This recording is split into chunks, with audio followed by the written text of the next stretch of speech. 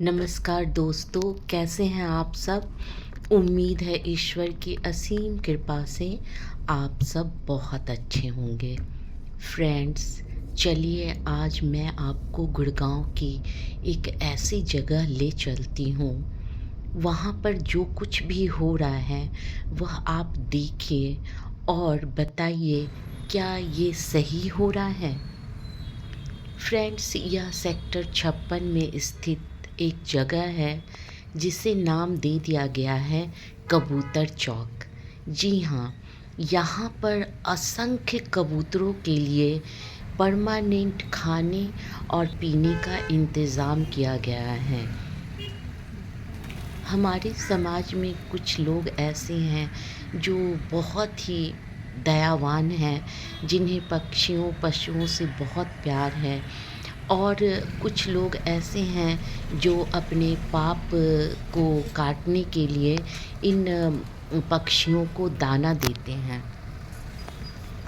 पर फ्रेंड्स, उन लोगों के द्वारा किया गया इंतज़ाम यहाँ इन कबूतरों के लिए दाना और पानी का है, जो कबूतर यहाँ पर हमेशा खाते रहते हैं और बीट करते हैं और अपनी संख्या बढ़ाते हैं। इसके अलावा ये कबूतर कुछ भी नहीं करते। कह सकते हैं कि ये कबूतर बिल्कुल निकम्मे हो गए हैं। फ्रेंड्स, प्रकृति में जो नियम बना हुआ है वो बहुत ही बैलेंस है, और अगर हम मानव जाने अनजाने इसमें हस्तक्षेप करते हैं या कुछ अपना नियम लागू करते हैं, तो हमारे इकोसिस्टम में, हमारे पर्यावरण में डिस्टरबेंस हो जाती है और उस भविष्य में उसका बहुत ही बुरा परिणाम हम समस्त मानव जाति को भुगतना पड़ता है। तो कुछ ऐसा ही फ्रेंड्स इस कबूतर चौक पे हो रहा है। ज़िंदगी अपनी रफ़्तार से चल रही है। इस चौक पे चारों तरफ हमेशा गाड़ियाँ आ रही हैं, जा रही हैं, पर लोगों को पता नहीं है कि यहाँ के वातावरण में एक बहुत ही खतरनाक वायरस, बैक्टीरिया बीमारी हो सकती है यहाँ की हवा में। फ्रेंड्स, अभी हाल ही में रिसर्च से पता चला है कि कबूतरों के द्वारा 50 से ज़्यादा बीमारियां फैल रही हैं, जो कि इंसानों के लिए मौत का कारण बन रही हैं। फ्रेंड्स, देखिए, प्रकृति में जो नियम है ना, वो इतना अच्छा बना हुआ है कि सब एक दूसरे से रिलेटेड है अच्छा होने के लिए। फ्रेंड्स, देखिए, कुछ जीव जंतु जो है उनका काम होता है नेचर को बैलेंस करना। जैसे इन कबूतरों का काम क्या है? कीट पतंग मच्छरों को खाना। पर फ्रेंड्स, यहाँ इनके लिए कुछ दयावान लोगों के द्वारा और कुछ अपने पाप काटने के लिए उन्हें लगता है कि इन्हें दाना देंगे तो उनके पाप कट जाएंगे। तो ये कबूतर का पेट भरता रहता है। यहाँ सब कुछ इंतज़ाम किया गया है, तो ये कबूतर बिल्कुल निकम्मे हो गए हैं। सिर्फ़ खाना, बीट करना और अपनी संख्या बढ़ाना, इसके अलावा इस कबूतरों का कोई काम नहीं है। इनका जो नेचुरल काम था ये भूल चुके हैं। जब इनका पेट हर समय भरा रहता है, इनके लिए दाना उपलब्ध है, तो इनका जो स्वाभाविक काम है मच्छरों, हानिकारक कीट पतंगों को खाना, इन्होंने छोड़ दिया है। तो फ्रेंड्स, इस तरीके से नेचर में जाने अनजाने हम एक हस्तक्षेप कर रहे हैं, जिसका बहुत ही बुरा परिणाम हो रहा है। फ्रेंड्स, इनके कुछ हमारे पुराणों में भी लिखा है कि पक्षियों को दाना पानी देना चाहिए। पशुओं के लिए भी है कि पहली रोटी गाय को देनी चाहिए, कुत्ते को देना चाहिए और कौवे को देना चाहिए। पशु पक्षियों के लिए गर्मियों में पानी का इंतज़ाम करना चाहिए। पर ये नहीं लिखा है कि गाय के लिए आप 24 घंटा बोरी भर-भर के रोटी दे दीजिए। पहली रोटी देना है मतलब एक रोटी देनी है। तो फ्रेंड्स, पर अपने पाप काटने के लिए और अपनी दया दिखाने के लिए या अनजाने में अज्ञानता के कारण जो हम कुछ लोग ये काम कर रहे हैं, यह बहुत गलत है। फ्रेंड्स, आप सोचिए, ये इन कबूतरों को बैठे बिठाए दाना मिल रहा है, पानी मिल रहा है, तो फिर ये क्यों अपना स्वाभाविक काम करेंगे?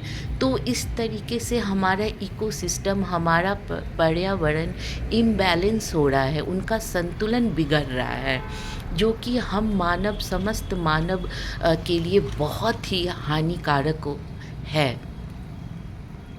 फ्रेंड्स, अभी हाल के ही रिसर्च से पता चला है कि इन कबूतरों से 50 से ज़्यादा बीमारियां फैलती हैं।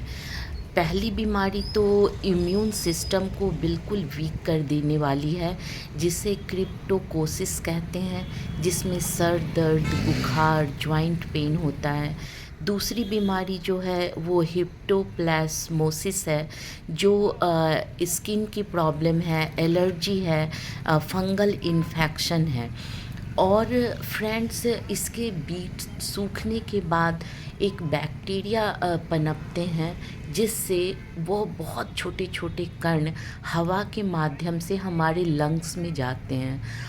और लंग्स में जाने के बाद लंग्स हमारी बीमार हो जाती हैं, लंग्स हमारी डैमेज हो रहे हैं और सांस लेने में दिक्कत हो रही है, जिसका कि कोई इलाज नहीं है। फ्रेंड्स, इस जब ये पक्षी फड़फड़ा के अचानक 100 पक्षी एक साथ कबूतर उड़ते हैं, तो इनके बारीक बारीक पंख के रेशे जो है हमारी सांस नली से होते हुए हमारे लंग्स में जाकर चिपक जाते हैं, जो एक भयानक बीमारी हो जाती है, जिससे कि सांस लेने में दिक्कत होती है। फ्रेंड्स, इसका भी कोई इलाज नहीं है। सोचिए, इसके बीट से बिल्डिंग खराब हो जाती है, उसमें एक तेजाब पाया गया है, जिससे कि पुरातन इमारतों में भी गलाने की पत्थरों को ताकत है। तो हमारे शारीरिक लंग्स और शरीर के और अंगों को की क्या हालत होगी अगर उसमें इन बीटों के द्वारा जो बैक्टीरिया पनपते हैं वो जाके बैठेंगे, तो सोचिए फ्रेंड्स, क्या हालत होगी। इन कबूतरों को दाना और पानी का इंतज़ाम हो जाता है, ये खाते हैं और बैठे रहते हैं। फ्रेंड्स, मैं यहाँ 1 घंटे तक थी और मैं वीडियो शूट कर रही थी। तो फ्रेंड्स, मैंने देखा कुछ कबूतर अपने स्थान से हिले भी नहीं। ये निकम्मे कबूतर बैठे हुए थे, कुछ लगातार नॉन स्टॉप ये खा रहे थे दाना।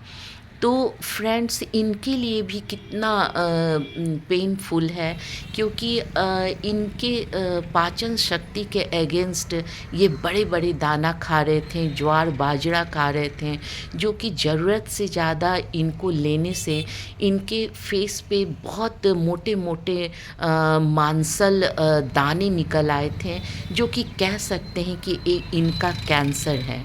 और ये कितने तकलीफ़ में थे कुछ कबूतर, तो उसका भी रिसर्च में पता चला है। इन कबूतरों को वो मांसल दाने जो हो रहे हैं, वो ज्वार और बाजरा जैसे गर्म दाने के लगातार कंज्यूम करने से हो रहे हैं।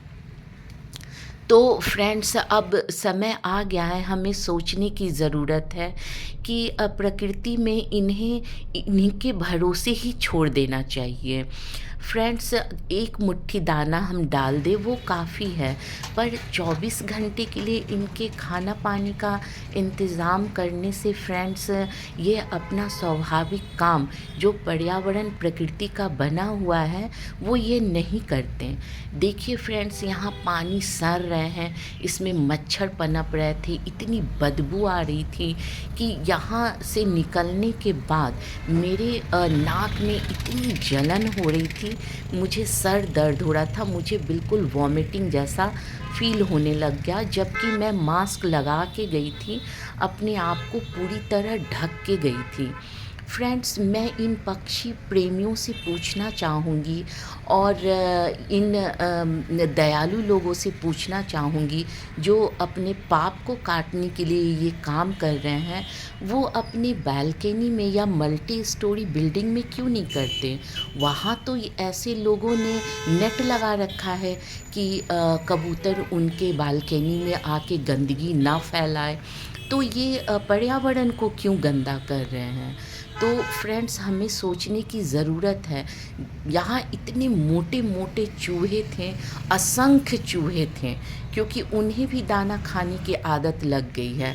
फ्रेंड्स, हम भूल गए हैं कि इन पक्षियों से और इन चूहों से कितनी बीमारियाँ होती है। बर्ड फ्लू तो आप हमेशा सुनते हैं, तो ये कितने खतरनाक वायरस बैक्टीरिया के वाहक बन चुके हैं। इनकी संख्या एकदम बेतहाशा बढ़ रही है। एक कबूतर मक्की का दाना निगल रहा था, मैं देख रही थी, उसे इतनी तकलीफ़ हो रही थी, पर उसे खाने की आदत थी तो वो खाए जा रहा था, और कई कबूतर मुझे ऐसा लगा जैसे दर्द में कराह रहे थे। तो ये मोटे मक्की के दाने ये कबूतर कैसे खा पाएँगे? फ्रेंड्स, ये नियम है कि जितने पक्षी का साइज़ होता है ना, वो उसी के अकॉर्डिंग दाना खाते हैं। तो फ्रेंड्स, हम प्लेग जैसी बीमारी को भूल गए हैं, हम बर्ड फ्लू को भूल जाते हैं, हम कोरोना को भूल जाते हैं। तो फ्रेंड्स, सोचने की अब समय आ गया है कि हमारे शास्त्र के अकॉर्डिंग एक मुट्ठी दाना डाल दें, पहली रोटी दे दें, पर इस तरीके से हम चौबीसों घंटा इनके दाना और पानी का इंतज़ाम करने से हम पर्यावरण के अगेंस्ट काम कर रहे हैं, जिसका कि बहुत ही भयावह दुष्परिणाम एक महामारी के रूप में आ सकता है। तो प्लीज़ फ्रेंड्स, ऐसा ना करें।